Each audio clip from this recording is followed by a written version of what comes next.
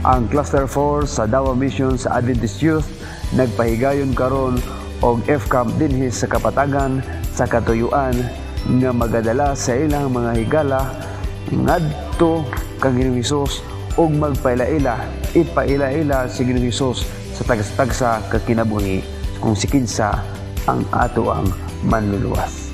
With the theme nga pinili kay kitang tanan, pinili sa Ginoo, pinangga sa Ginoo iyang mga kaanakan.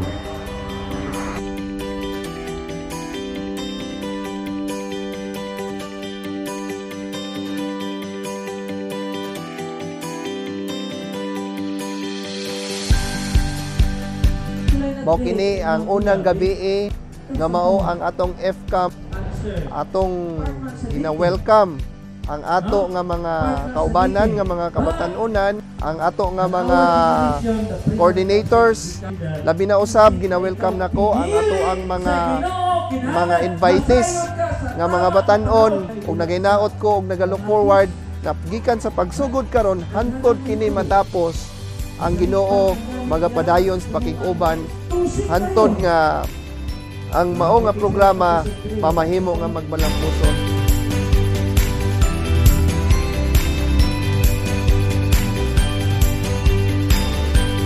Akong gipanginaot nga imong bation nga pinili ka niya, dili niya. Ang Ginoo magpanalangin ug magbalampuson ta niining atong Friendship Camp Cluster 4 dinhi sa sakop sa Davao Mission. God bless.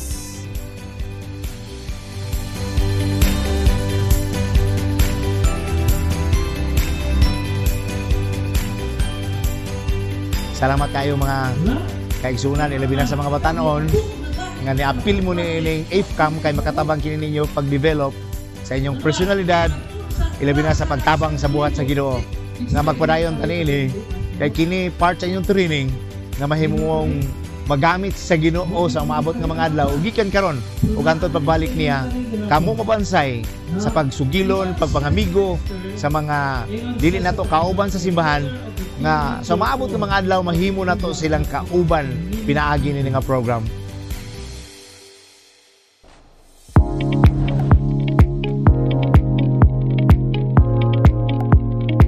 Happy moments that I have had with my members was that nagkahatagan mi og chance nga not just socialize but also to get to know each other while getting to know God as well. And that helped us to develop our physical and social skills. At the same time, we were able to enhance our spiritual relationship with God as well.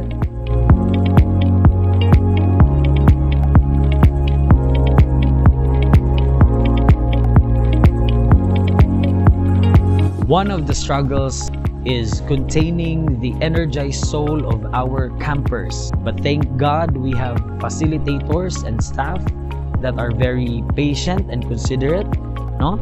O labi na sa ato ang mga administrators, our pastors nga nagasuporta gyud sa kadasig bagang kadasig sa atong mga batan-on diri sa Cluster 4.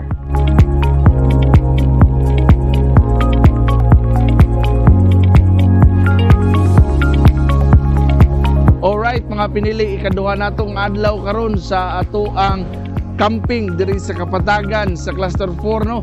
So ang ako lang yun padayon sa pagpaminaw, padayon nga I'm praying nga mulalong ang inyong relationship kang Jesus Christ, and I'm praying nga sa tanan nga mga activities including the plenary sessions, sa mga groups ninyo, and also sa mga physical activities, kaning tanan magdala sa inyo sa closer relationship kay Jesus Christ. O kung ikaw wa pa nimo nadawat gid si Jesus Christ personally sa imong kinabuhi, I'm praying with you nga mulalom og imong dawaton si Jesus Christ nga personal nimo nga manluluwa.